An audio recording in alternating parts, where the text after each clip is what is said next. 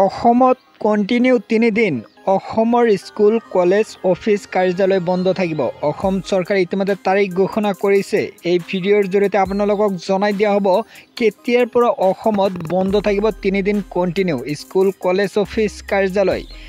আৰু যিসকলে এতিয়ালৈকে চেনেলটো ছাবস্ক্ৰাইব কৰা নাই ছাবস্ক্ৰাইব কৰি কাষত থকা বেল আইকনটো প্ৰেছ কৰি ৰাখক। কেতিয়া জনাই দিয়া হ'ব প্ৰথম কেতিয়া বন্ধ থাকিব। 2025 চনৰ মাৰ্চ মাহৰ 14 তাৰিখত প্ৰথম বন্ধ থাকিব। অসমৰ প্ৰত্যেক স্কুল কলেজ লগতে অফিচ কাৰ্যালয় বন্ধ থাকিব মাৰ্চ মাহৰ 14 তাৰিখত। 14 তাৰিখত কিয় থাকিব এতিয়া জনাই দিয়া হ'ব। সেইদিনা হ'ল হোলী, সেইকাৰণে মাৰ্চ মাহৰ 14 তাৰিখত অসমৰ চৰকাৰী স্কুল কলেজ লগতে অফিচ কাৰ্যালয় বন্ধ থাকিব। এতিয়া জনাই দিয়া হ'ব নেক্সট তাৰিখ, সেইটো হ'ল মাৰ্চ মাহৰ 15 তাৰিখত। মাৰ্চ মাহৰ 15 তাৰিখত লোকেল হলিডে কামৰূপ মেট্ৰত লোকেল হলিডে ঘোষণা কৰিছে। ইতিমধ্যে অফিচিয়েল নোটিছ প্ৰকাশ কৰিছে।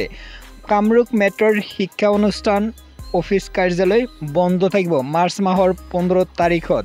তাৰপিছত 16 তাৰিখ হ'ল ছানডে অৰ্থাৎ দেওবাৰ, সেইদিনাও স্কুল কলেজ বন্ধ থাকে, সকলোৱে গম পায়। এই 3 দিন কণ্টিনিউ বন্ধ থাকিব। এইখিনি আছিল বন্ধৰ খবৰ। আৰু যদি কিবা নতুন আপডেট আহে বা বেলেগ জিলাৰ যদি লোকেল হলিডেৰ নোটিছ আহে আপোনালোকক মই ভিডিঅ'ৰ জৰিয়তে অতি সোনকালে জনাই দিম।